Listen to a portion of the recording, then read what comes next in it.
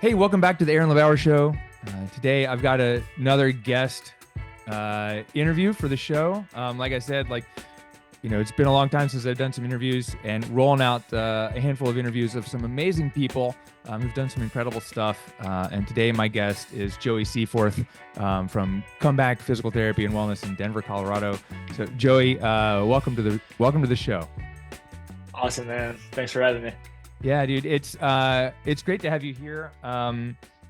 So, we can talk about some of the things you've done recently, but can you just give listeners a little 30 seconds to a minute, who are you, what do you do, who do you help, kind of thing? Yeah. So, Dr. Joey Seyforth, I'm a physical therapist, athletic trainer, strength and conditioning specialist. I primarily work with barbell, CrossFit, and baseball athletes in the North Denver area. Currently, my practice is connected to CrossFit Salvo in Brighton, Colorado. And I have been doing this since January of last year. So about 13, 14 months right now. Wow, that's dope.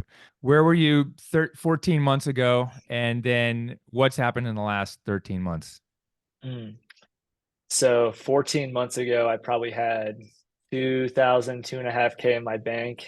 Started working with Brandon Smith. I literally told him, I'm like, you know what? All my eggs in one basket, man. I really need help. He got me connected with a home health job. And then I started seeing clients at a baseball gym downtown. I'd set up my table a couple nights a week. Word started spreading, get a couple people here and there. And then I went to PT BizCon and got to meet a lot of great people and finally got to meet Owen Johnson. That's a whole nother story right there. But I started with the mastermind end of May, early June, and that's where everything that's where I feel like the story starts. And then it just took off. Yeah, dude, that's awesome. Um, let's see. I want to go back a little bit. How'd you get Yeah. into PT? And how'd you find yourself in this position where you only had a couple $1,000 in the bank? Mm. So classic answer for a lot of people in PT Yeah. school, right? I got injured. I went through all that stuff, right? So got injured in high school, had looking back now, awful PT. I had a tibial osteotomy surgery. I tried coming back for football the next year, got injured again. So I switched to the athletic training route, did more sideline stuff, started learning hands-on stuff, taping ankles, all that. Did my undergrad in athletic training, then minored in massage therapy, and then went right into PT school at WashU in St. Louis. And it was 2020, graduated, didn't know what I was going to do. And I moved back to my parents in Chicago and I didn't want to be there. Literally was having breakfast with them one Friday morning. And I said, hey, there's this job in Kansas City. It's like a 50-50 commission model. One of my classmates told me about it. 2.5 weeks later, I moved out there. I Yeah. had my entire car, my bike, like everything, like I couldn't see out of any windows. And I moved out there and then I took a job. Job was going pretty good. And then I started, finding a couple of little red flags here and there about, how we were getting paid and different things. And I thought that there'd be something a little bit better. And while I was there, I got my dog Shy. So she was a puppy. And then I met Hannah, my fiance, out there. And things started going a little rough in my last job. So we started looking at places in Denver. So I took a job in Denver at a cash practice. Long story short, it didn't work out. Yeah. So that's where you know, summing forward here a little bit, that's when I met with Brandon when I had $2,000 in my bank account because I wasn't getting paid what I was supposed to. I Yeah. wasn't promised what I was given. And that's basically just lit that fire under my butt that I can do this better. And here we are. Cool. So let's back up. What were the red flags? So you're in this job. It's Yep. in Kansas City where the barbecue is Yep. pretty good, right? Oh, Is it as good barbecue as they is say? awesome. Absolutely. Yeah. Absolutely. Best barbecue out there. So, but so you're what 50/50 payment model? Was this in network, like out orthopedic clinic type of thing? Yeah.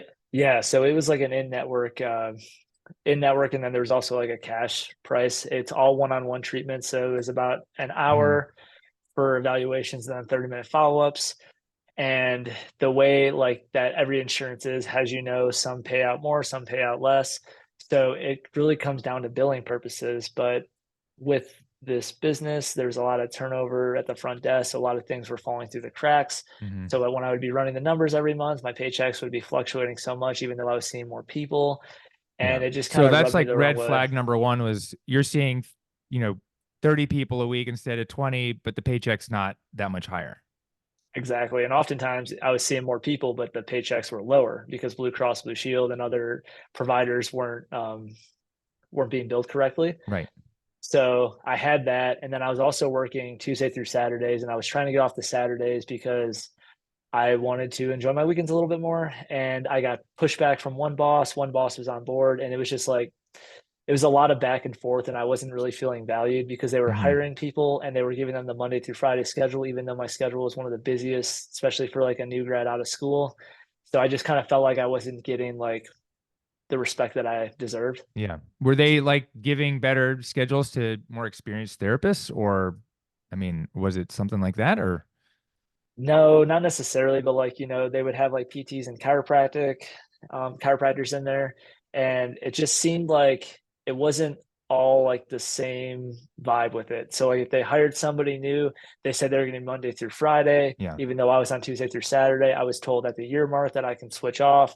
It kept on getting pushed out further and further and Yeah. further. And then I basically, like, me and one of my bosses kind of got into it on a Yeah. Saturday, on a like a Friday morning. It was like 6:30 a.m. I was like, "Hey, I want off this." He said no, and that kind of honestly pushed me to start looking elsewhere. I was like, I, Yeah. I think I know where I'm at. Yeah. So you tolerated that for a year or Yeah, more? yeah. Yeah. Overall, it was very good. I really liked Yeah. it. Like, great coworkers, great atmosphere and stuff like that. But it just, not everybody was on the same Yeah. page, and it was just frustrating. So then it was it like, oh yeah, sweet, let's go to Denver. I mean, like I don't think it was that easy to relocate. So was it like, did you choose Denver or did you look for a job and think and the job was in Denver? Yeah. So before PT school, me and a couple of my buddies, we went on a camping trip. We went to Utah, Arizona, Colorado, and we were all sitting around a bonfire. And I'm like, I'm totally gonna move out here after I graduate. And of course, Hmm. everyone's like, oh yeah, like we're gonna do it too.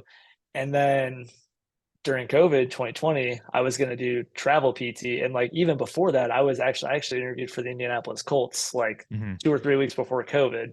So I was kind of just, rolling with the punches here, trying to kind of see like where I could navigate and pick up where I needed to go. But I always knew I wanted to be in Denver. And then I was trying to find a cash physical therapy spot because I was just so sick of the insurance model. I was getting denied reimbursement by treating the entire body, even though somebody really needed it. They were getting results, but because I wasn't just treating their back or treating their knee, I kept on getting the denial from people. So then I Right. was told that I need to treat differently. I need to write my notes differently. And I was like, this is so dumb. I didn't go to school to write notes. I went to school to help people get out of pain and move better and get to an active lifestyle.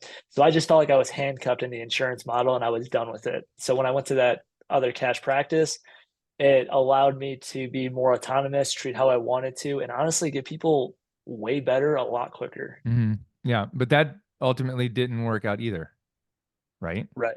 So So I think like the quick thing is I mean the lesson is what were you promised and what happened, and really then it's like how do we do it differently next time? But like, so what were you promised? What was the promise? What was the experience? And like what happened there?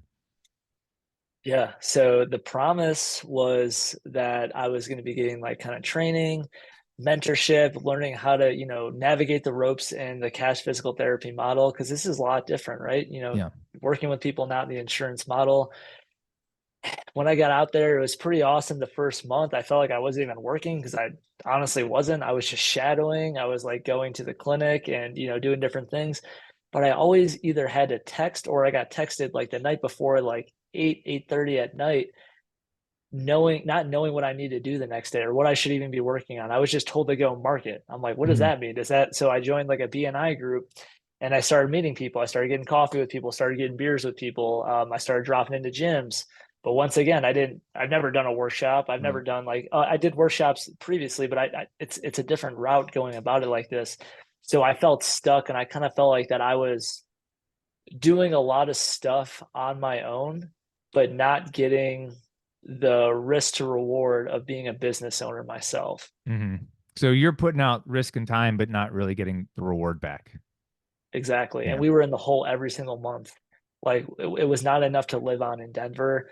So, Hannah moves out here. She gets a new job. Hmm. We were dating about 10 months at the time. So it's hard enough to like, get her to move out here. And then we think we have this, match made in heaven. We got this perfect job. We got the mountains, all this stuff. And then it wasn't what we wanted to be at all. And I Yeah. honestly felt like I was really, really stuck. And it was honestly pretty depressing. And it just felt like a ticking time bomb. Yeah. Was it, were you getting paid similarly? Were you getting paid like a flat rate, a percentage, or was it, what you were getting paid relying on you doing the marketing versus treating patients? Like, where did that Yeah. kind of break down? So it was a 6 month, yeah, like sign on where I got Yeah. paid a certain number each month to live on. But out here in Denver, it's a lot more expensive than what it Hmm. was in Kansas City. So I had that, and then at the 6 month mark, it was supposed to transition to where I was getting paid like per session, Yeah. but my caseload was not busy at all. Like I barely had people on there. I was coaching classes that were connected to the PT gym space. I was doing these different things, but I didn't have a roadmap. I didn't have a game plan. I didn't know how I was supposed to be navigating different things. So I just kind Hmm. of felt like I was running around with my head cut off for Yeah. the longest time. Yeah. So what was the, like, where was the transition or the thing that happened or this realization you had where you're like, you know what? I'm gonna go do this too. Like, or did you not go from there to starting your own thing? Did you go back to home health? Like, what happened next? Yep. So, after long discussions with Hannah and kind of planning everything out, in January of last year, I got my LLC like on January 12th or 13th. Hmm. I started home health on the 17th. So during that time, because I quit in December, so I had like a month and a half. Basically, what I was doing is I was just making the proper steps with everything, making sure I had a business bank account, get my EIN, all that different stuff. But one thing I started doing is I bought a $20 tripod. I had a little rolly chair right here, and I just started talking in front of the camera and started making content. It sucks. If you go on my Instagram and you go back a year ago, you would be laughing at the videos like that. The edits are all over the place. The words aren't even on the screen, all that different stuff, but that allowed me to get the reps and to learn everything. And then I got to feel more comfortable in front of the camera and talking. And then one of the connections that I had from my previous employer out here was a baseball coach. And he basically told me, as soon as you go out on your own, reach out to me. So I did. And he Hmm. called me into his office, and I go into his office. I was a little confused as why I was there. And we talked back and forth for 15, 20 minutes. And he asked me this question. He's like, would you help me with baseball programming if I ever needed it? And I immediately was like, absolutely, man. I freaking love doing that stuff. Yeah. He said, great. And he reaches in his desk and he flicks me a key. And I'm like, oh, what's this for? He's like, the business owner in me wants to charge you to come in here. But he's like, you've been so helpful with all my stuff and the results that you provided my son. He's like, I'm going to do this for you. He's like, your code is right here. You can come in here 24/7 whenever you need to. He's like, if we have workout classes, just go into the basement with your table. So that's what I would do. And that was my initial start. I would set up in the corner of the gym. I'd work with one or two athletes. Then more people started coming up to me. Hmm. Then word of mouth started spreading. So his name's Todd, and he's like an absolute rock star. We still keep in contact. He still sends me baseball guys, and we still do phone calls, every few weeks now. But he was the one that kind of really allowed me to jumpstart this stuff and to get my confidence, get my hands-on skills, and also getting in front of people again. Yeah. That's awesome, dude.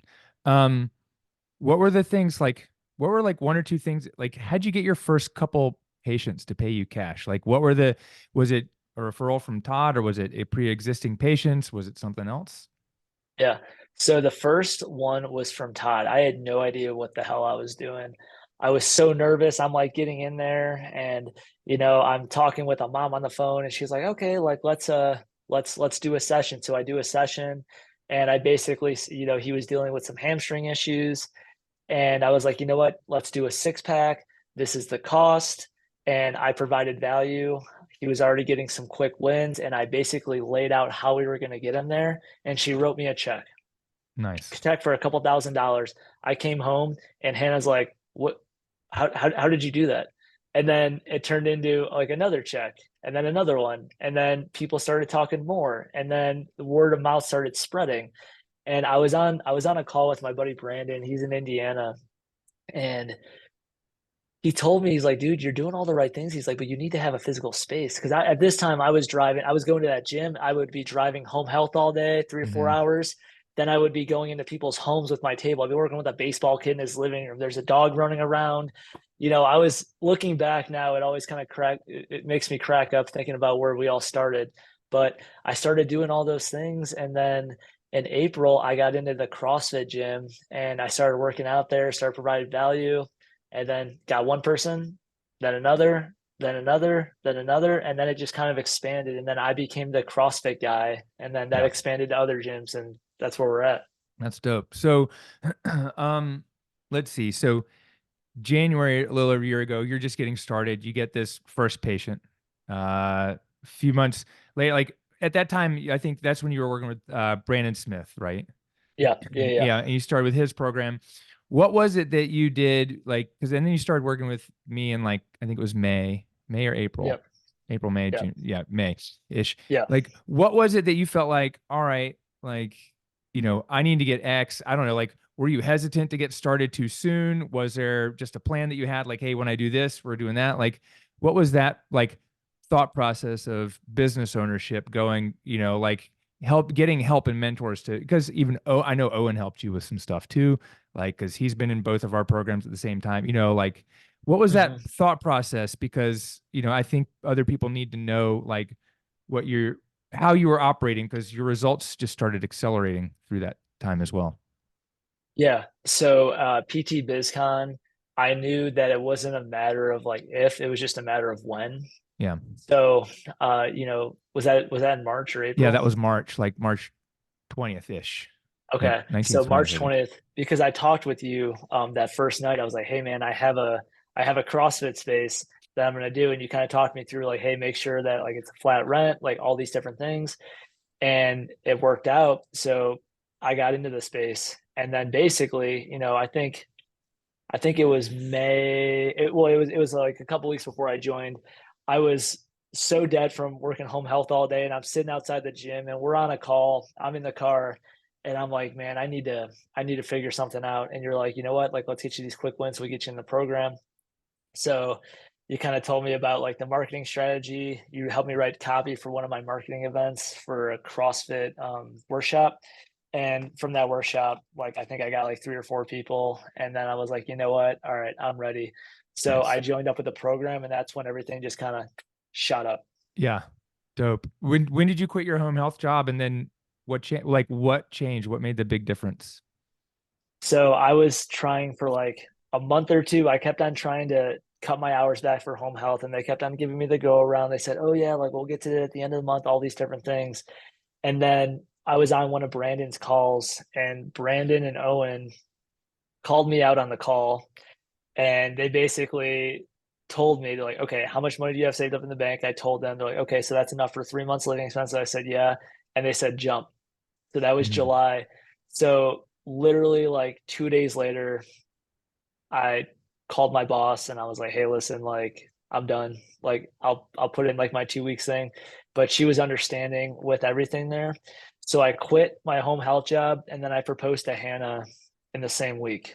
And Nice. I just felt like this huge relief of everything that I was holding on my shoulders just go. And then I basically knew, like, we were celebrating like us getting engaged and everything. And I was sitting there at the table. I'm like, all right, like this has to work now. Like no Hmm. safety net. Like the home health people, they're like, well, why don't you like hold on to the bag in case like you do it? I'm like, no, no, no. Like if I quit, I'm done. I'm Yeah. like, take everything. Like take my name tag, take my badge. Like I don't want anything. I'm burning everything. Like burning the ships. So that was huge. And then it allowed me to focus more on the business and starting to get in my groove and start figuring things out. And honestly, it was stressful because I knew I had to make it work, but also was less stressed because I had more time to approach everything and Yeah. attack things. Yeah. What were you like, just like monthly revenue? What were you making, like right around then in the spring and like May? And then, then what, like, and then just kind of walk us through like monthly revenue, like May, fall, like the couple big jumps you've had and up and through like the beginning of this year. Yeah. So June when I started like with the mastermind, like right around there, it was about 6,000. And then once in July it jumped up to 14. So that was like my highest month. I was still Yeah. working at home health. But then as soon as I quit home health, that's when I cleared over 20,000. So then it bumped up to 22. And then consistently now, 1, 2, 3, 4, 5, 6, 7. The last 7 months have all been over $20,000. And since Yeah. then. So Yeah. it's And been I a think you said you consistent did like, influx. you even like what, 30K November, December, and then you hit a 44K month in January, So the highest month right? I had was October 2023 at $26,000. Yeah. January last month was 44,000. Yeah. That's fucking dope, dude. I told that to someone the other day and they got mad. I just want you, I think I sent you a message, Yeah, right? Like they got yeah. mad. They're like, how these newer grads and young PTs do this. And I was like, well, they had, I mean, Joey didn't have 20 years or 15 years of stuff to unlearn. Most people like are like, will not believe me when I tell them like what some of the people in our program are doing. But, you know, I mean, how'd you make it work? So that month and every month, I did this all just by myself. Hannah would help out, and she's honestly, we actually retired her from hair like Hmm. 2 weeks ago. So now Congratulations. she's, That's dope. oh yeah, it's freaking awesome. So now she's able to help out with the business with everything. But last month, right before she quit, I texted her. I was at the office. It was like 9:30 at night. I'm like, you need to quit. I'm like, I can't physically keep doing this. And the crazy thing is like I'm not seeing like a huge amount of like volume, like patient wise. The most I've ever seen a week is 25.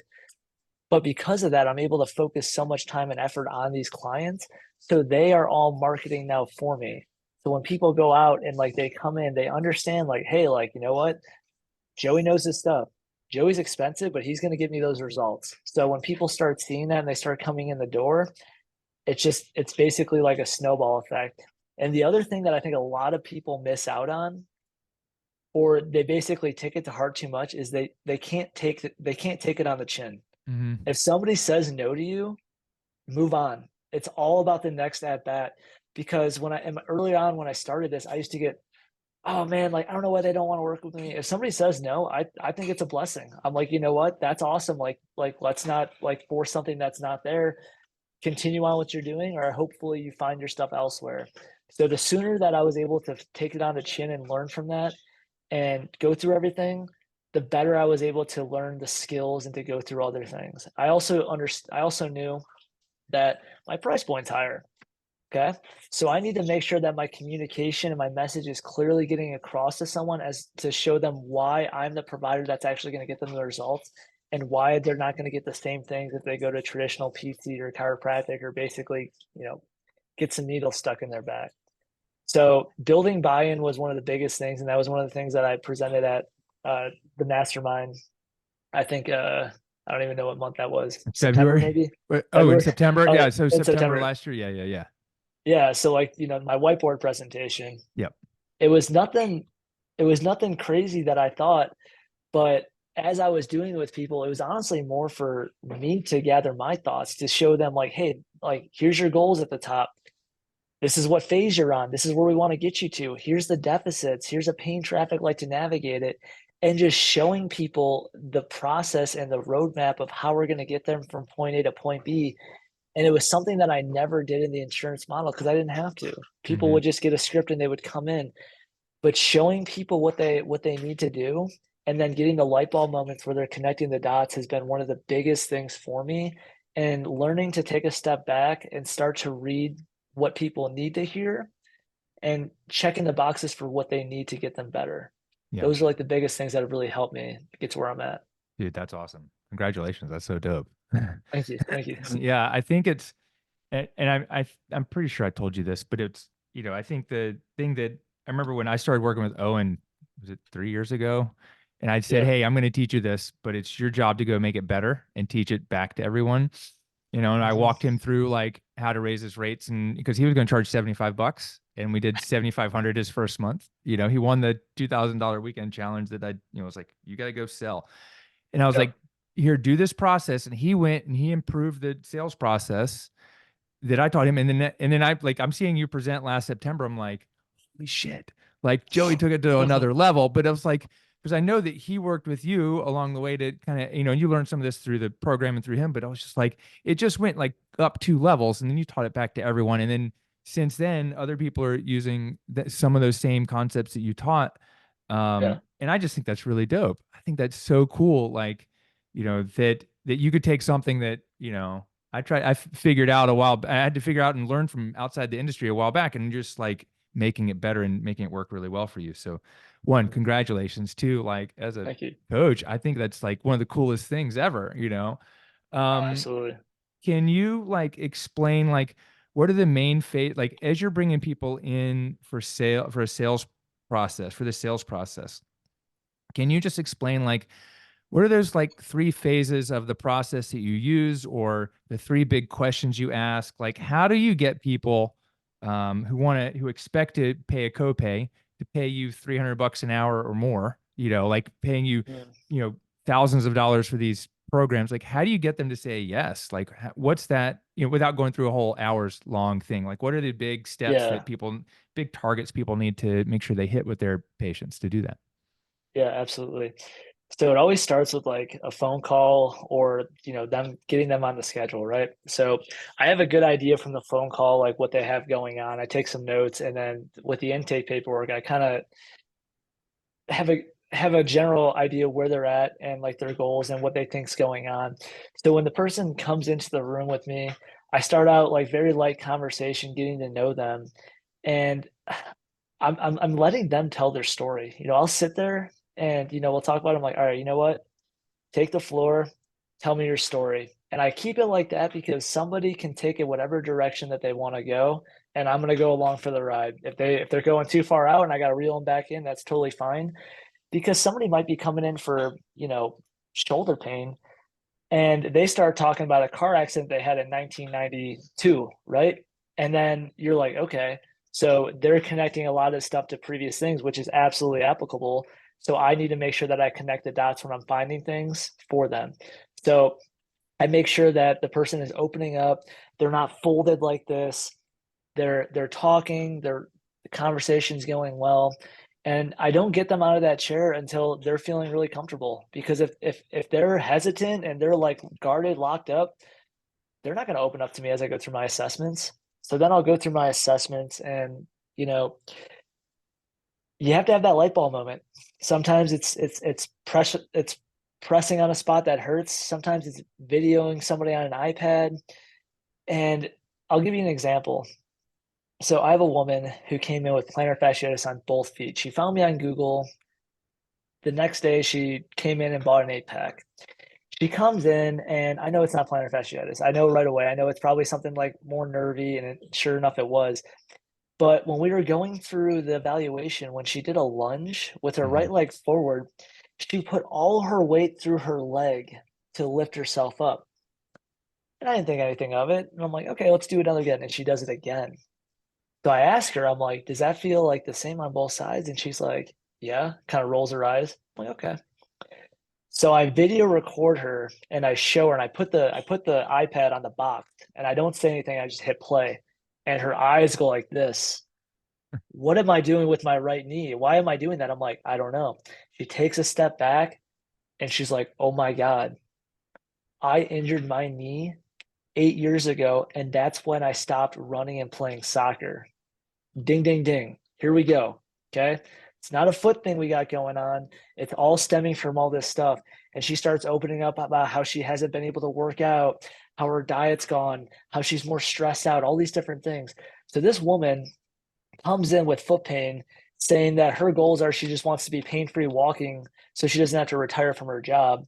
She comes in, we start working together. 3 weeks later, she throws her purse down and she says that she wants to get back to effing running and playing soccer again. That's So with awesome. that, it's freaking awesome. But like it's because I revealed what she had going on. She opened up, and then she started listening to me. I started showing her the roadmap of how we're gonna get there. I take out the anatomy app. I show them like little things. I'm like, hey, like these are the nerves that run your foot. This is what's going on. And then I gave her real time results. I think she was having like a 7 out of 10. We did some nerve glides. Took her to like a 1 or 2 or 3 out of 10 with walking. She was bought in with that. Go to the whiteboard presentation, running through all my stuff like that.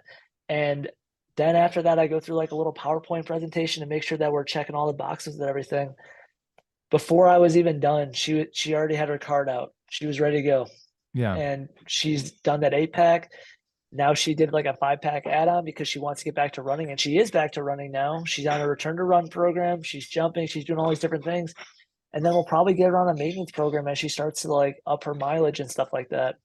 So to take her from finding me on Google to 24 hours later starting on that process, it was going through all the buy-in stuff, making sure that she understood why I was explaining different things. I don't try to overkill at the first session, provide way too much, knowledge, and make sure that they actually understand what we're going through, and just connecting the dots and getting them on the journey. Dude, Those are the biggest things. that's incredible. I mean, like, I don't know, like, I got like the chills because that's so powerful because you took someone who was not going to get that help anywhere else. I mean, how many other PTs had she seen before you? She saw another ortho and another physical therapist. Yeah. Right. And everyone's telling me, or, not telling me, they're commenting on my ads like, oh, this is unethical. This is the wrong. I mean, how unethical is that to help someone find like the root cause of the problem? I mean, it's not, you know? I get people better in 3 visits than I would at 16 when I was in the insurance model. And that's Yeah. with them coming twice a week for 8 weeks in the insurance model to now it's like I see people way less visits, more spaced out, put more ownership on them at home, Hmm. and the results are insane.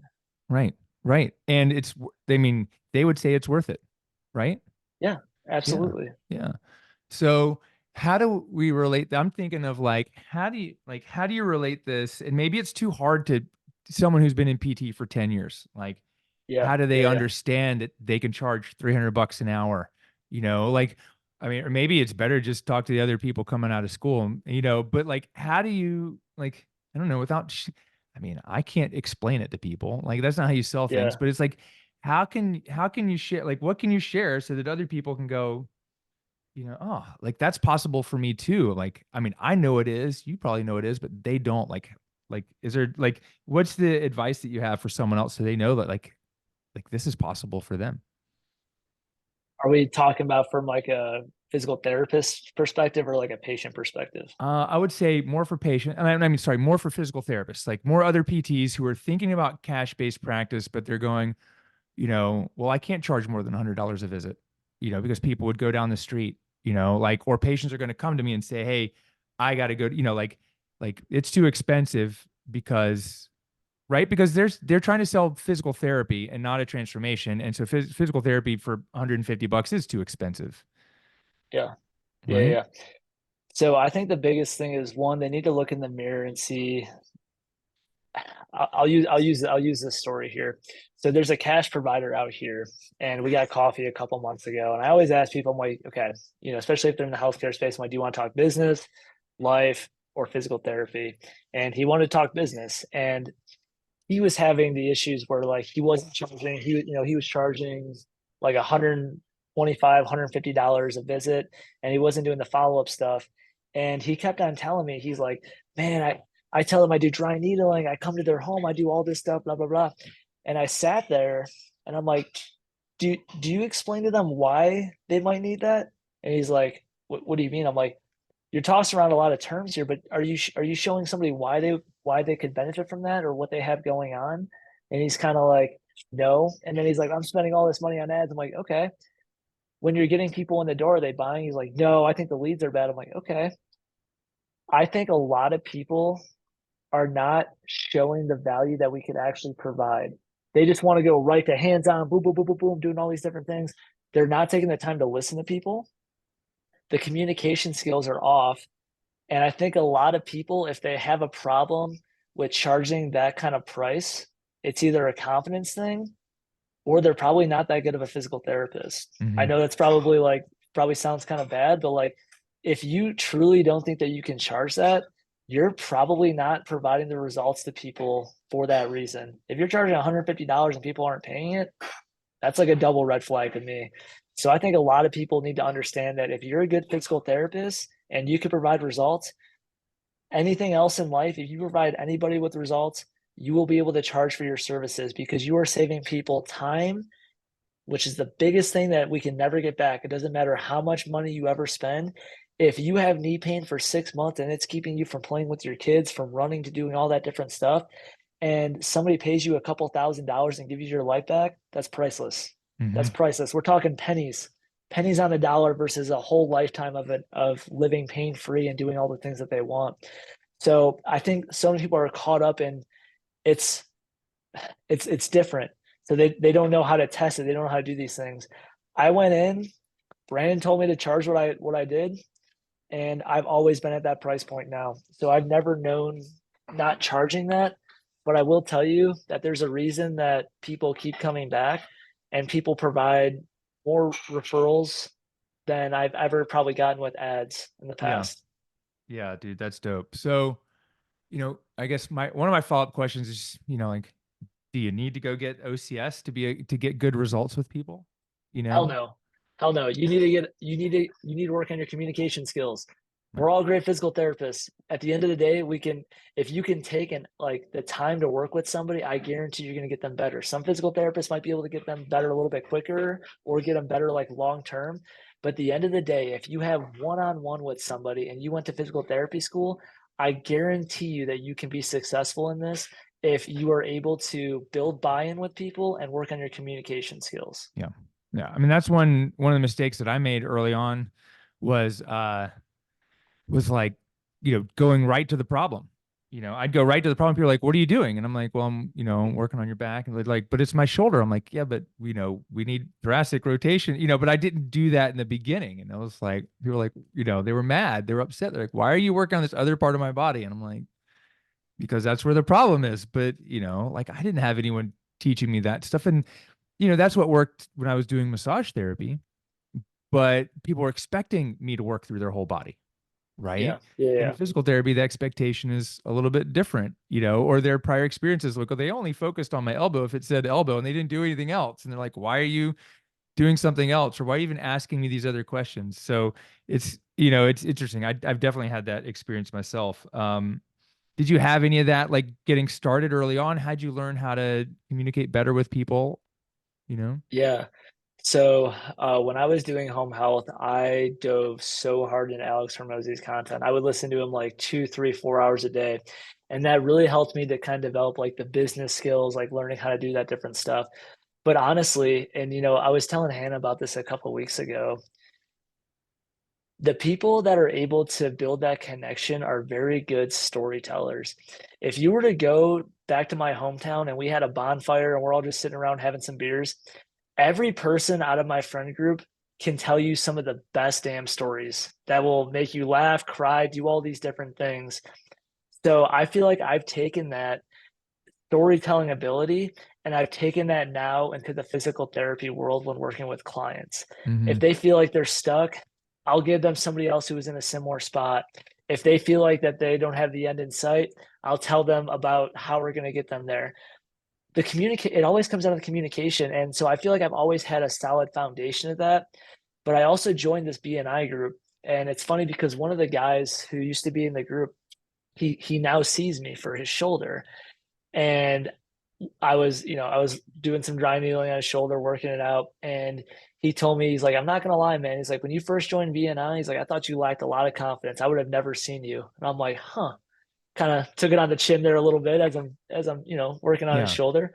But I'm like, what do you think's different? He's like, well, you come across and it's very easy to understand. You're not rambling. And one big thing that I've done is I've slowed down. I've Hmm. slowed down the way I talk. I'm not just all here, here, here. I take a step back and you learn to read what people want to hear and what they need to hear and connecting the dots like that. So it's the emotional intelligence piece. And I've also been diving into Jeremy Minor content. Yeah. He does like kind of sales, but he talks a lot about like human behavior and how you ask different questions and how you touch the emotional side of people. So I've been navigating that and implementing it into my practice and how I'm talking to people. And the amount of stuff that people say before they even get out of my chair in evaluation is light years different than what it was when I was in the insurance model because I would just be, oh, tell me about your shoulder. Yeah. Now it's like, tell me your story. Mm-hmm. Let them take it and run with it. So Right. that's been like a huge change for me. Yeah. One of the questions that I'll ask is like, you'll tell me something. I was like, okay, what else? Is there anything else I need to know about that? It's like, Yeah. yeah, and just get them. It's like, oh, like, because mostly patients have. I mean, only the last time you saw like healthcare provider, but you got like, if you got 20 minutes, you're lucky, and you got to rush Oh through yeah. it. Oh You yeah. know? Oh yeah. Yeah. I always tell people when they're in there, I'm like, hey, we have all the time in the world. We're not going to Yeah. rush this. I'm like, let's play detective and let's figure this out. And people respect that. Yeah. And the ones that don't, at least I was able to give them one hell of a way to start, or a pathway to at least start getting them moving in the right direction. Yeah. So there's one thing you said a couple times I'd love to unpack a little bit is you said you get, your patients are telling other people about you. So like word of mouth. Is there something you're doing to cultivate that, to ask them for that, to, get them telling more people, or is this just happening, because it's just happening? Like, Good question. So I would say I don't specifically ask people, hey, like, do you know anybody else who has it? But people will kind of put like the little nuggets out there. Like, oh, Stacy's been dealing with this. I'm like, oh, what does she have going on?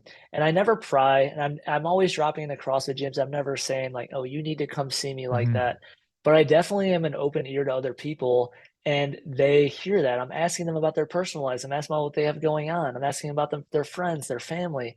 And that stuff naturally will start to come up. They're like, I need to send you Barry. He's been having this shoulder pain for this.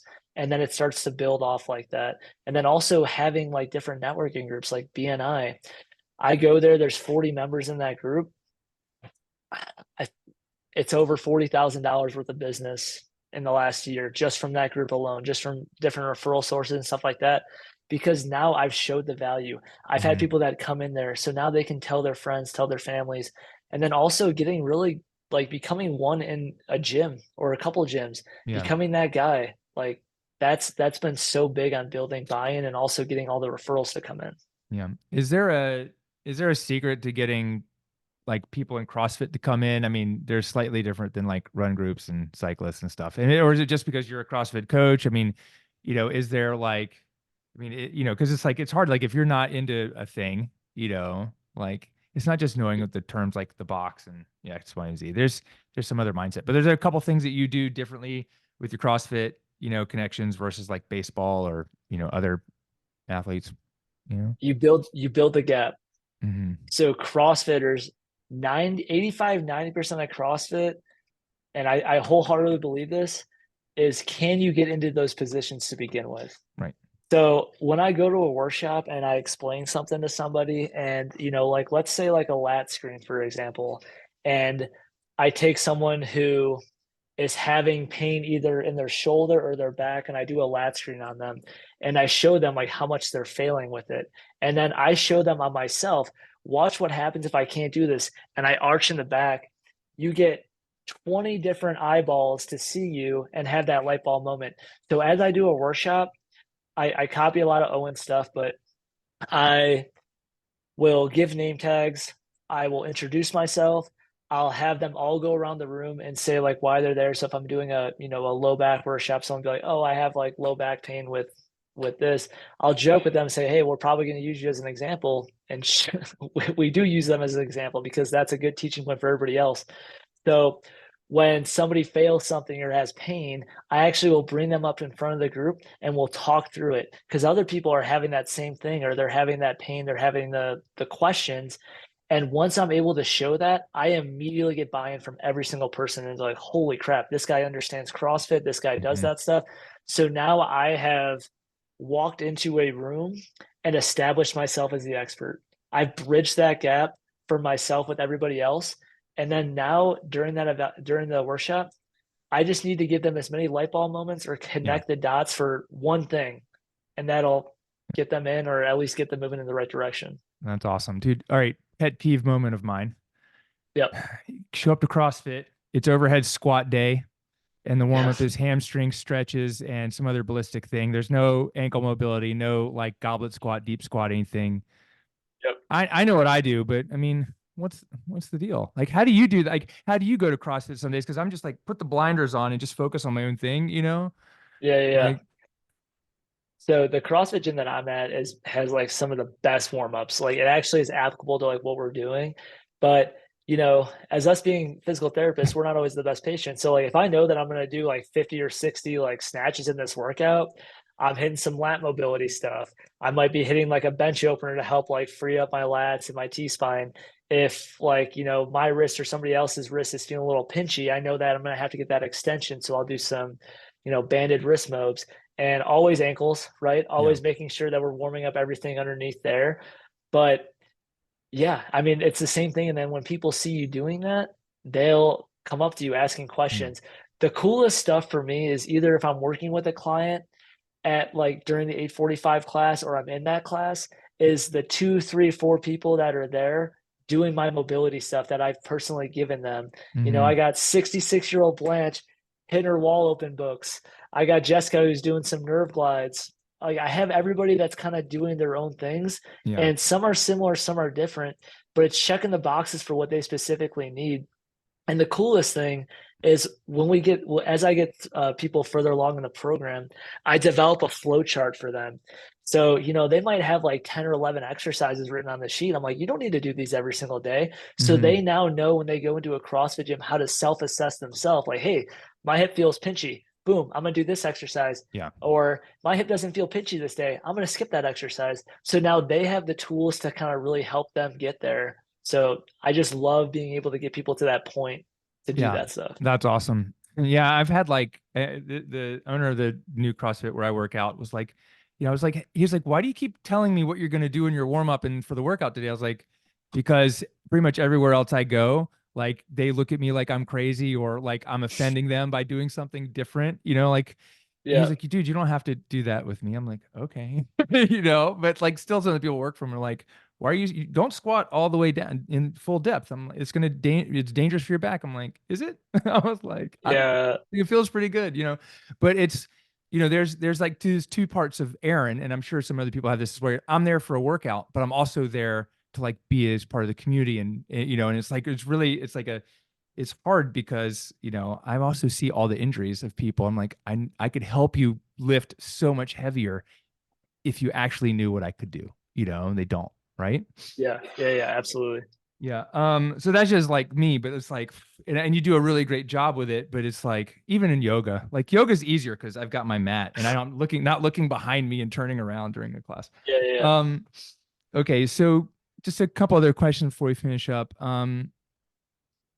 What was it? I mean, this was just one of the questions that like we chat or you sent to me before, but like, was there something that allowed you to grow so quickly? Like you went from like 0 to 44K in 12, 13 months. I mean, dude, you know how long that took me?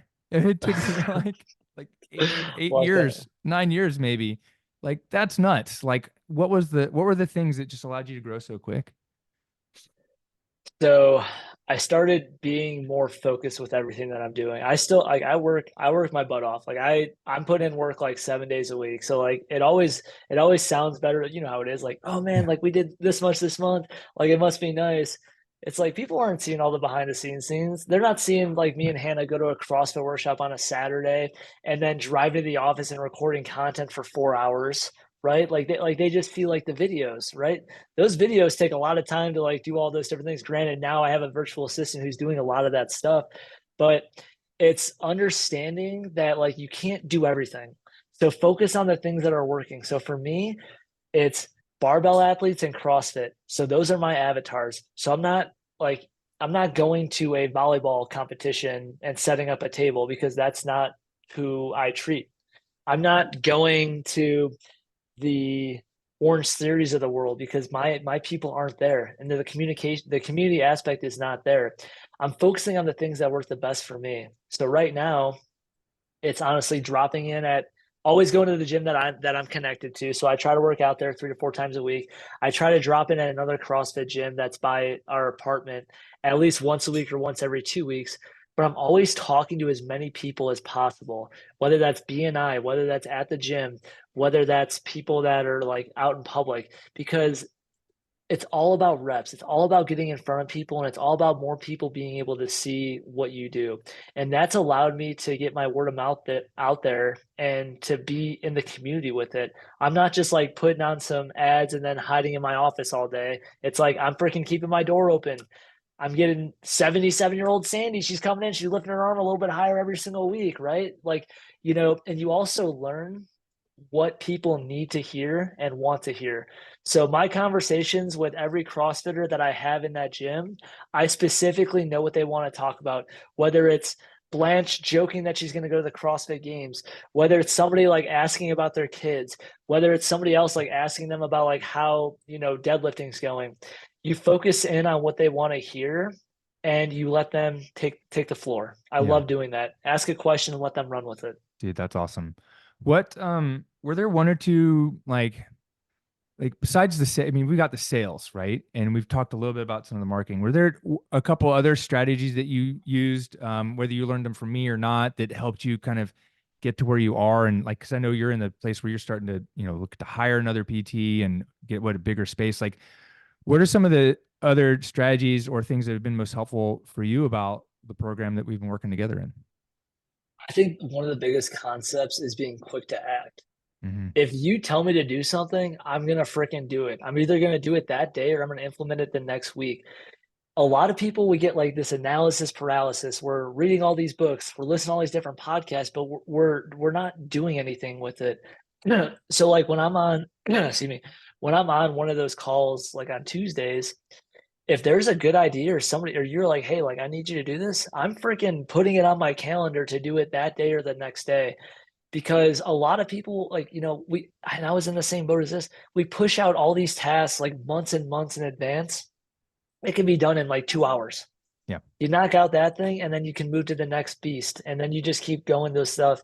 So that's been huge. And then also being able to ask questions and bounce ideas off different people. Like, hey, like I want to drop into this gym. Hey, Owen, like here are the cues you want to make sure that there's people wearing their gear, that people are coming early, coming late, make sure there's a community aspect of it. So now I know, like when I dropped into Orange Theory and nobody gave me nucks, nobody said hi to me, like I was there on my, like, in my own little world for a whole hour. I'm like, this sucks. I'm not going to do that. And then also asking to set up a table there and then basically like being weird about it. I'm like, okay, like clearly this isn't going to work. So the things that work, double down on. The things that don't, move on to the next thing. Yeah, that's awesome. Is there anything else that you think like other, like anything else I didn't ask you or you think other people should know about like how to get started or like if they hit a plateau, how to keep moving past it? I would say invest in coaching. Pay for speed, pay for the lesson without the scar. Mm, I would not be anywhere where I'm at right now if I didn't pay for coaching. A lot of people are so stubborn, they don't want to, swipe their card or do these different things. It's like you're going to pay for things in time or money. If you pay money, you're going to get the results and you're going to get there a lot quicker. If you want to do it on your own, that's fine. I'm not saying it can't be done, but I would not be hitting these kind of months and doing the things that I'm doing if I didn't have coaching and others around me that were doing big things. yeah. Yeah, absolutely agree with that. Shit. But who am I? But I mean, dude, like I said, like I lost between what I was doing and what Derek Nielsen was doing. I lost $1 million, and then Derek was like the first iteration of like Mastermind, and then Owen and what you guys are doing. I mean, it's nuts. If I look back and go, if I had only started doing what Joey's doing now, like there'd be another couple $1 million in investments in my accounts. Oh man. It's Oh man. nuts. It's nuts. I mean, my first 5 years, Derek and I calculated this. I left $1 million on the table because I wasn't charging what I was charging by the time he hit 15,000 in a month, that it took me 5 years to do that on my own. And Derek did it in month 8, and it was just like, dude, it's Yeah. nuts. Oh yeah, absolutely. Absolutely. I think the other thing too, there's something I wanted to kind of touch on Yeah. is not getting too down into like the dumps. Yeah. Like when people like, this is very much a roller coaster ride with like entrepreneurs. I have a chiropractor that his name's Jake out here. And I was on a plane ride like last week or a couple weeks ago. And I was just I was about to text and we are about to land, and I just scrolled all the way to the top of the conversation, and the highs, the lows, the highs and lows over the last like few months just makes me like crack up, because it's like the people that think that it's always just going to be a straight shot, it's never like that. It's going to be a Mhm. freaking roller coaster ride, but also understanding that like nothing's permanent, and like to Yeah. expand the time horizon with everything. Like our dog freaking tore 2 ACLs this week. It's going to be like probably 6 to 8, $9,000. And, a year ago, I would be freaking out with all this stuff. Now I'm just like, you know what? Is what it is. Like, she's a young dog. Like, we're gonna get everything taken care of, but it's not finite, right? Yeah. Like, I'll be able to pay for that. I'll be able to do these different things. It just it's just another little obstacle that we have to get through. Yeah. One more 12-month program. Yeah, Right. yeah, yeah. That's awesome. Joey, this has been great. If someone wants to check out what you're doing, where's the best place for them to find you online or social media? So I would say for Instagram, that's Comeback Performance PT. I also do remote shoulder programming. And if you guys want to follow my shoulder account, that's shoulder.comeback.